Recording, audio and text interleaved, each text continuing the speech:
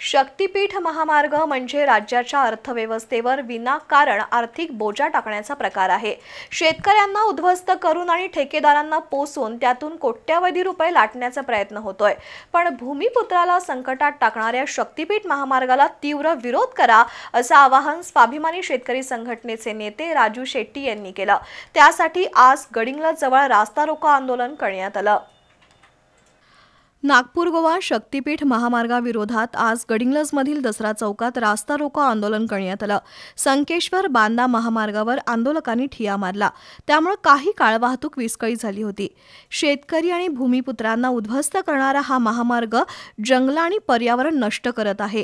त्यामुळे शक्तीपीठ महामार्ग कायमचा रद्द होण्यासाठी एकजुटीने लढलं पाहिजे असं माजी खासदार राजू शेट्टी यांनी नमूद केलं।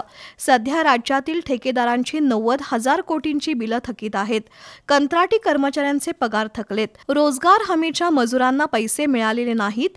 अशा परिस्थितीत हा नवा महामार्ग करण्याची गरज काय असा सवाल शेट्टी यांनी उपस्थित केला।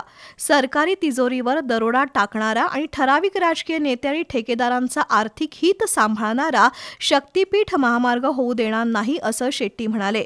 यावेळी माजी आमदार राजेश पाटील, संग्रामसिंह कुपेकर, कॉम्रेड संपत देसाई, प्राध्यापिका स्वाती कोरी, बाळेश नाईक, सुनील शिंत्रे, नागेश चौगुले, अमर चव्हाण, विद्याधर गुरबे, नितीन पाटील, राजेंद्र गड्ड्यांवर, सम्राट मोरे, जयसिंग चव्हाण यांचीही भाषणं झाली। या आंदोलनात स्वाभिमानी शेतकरी संघटनेसह विविध पक्षांचे कार्यकर्ते सहभागी झाले होते।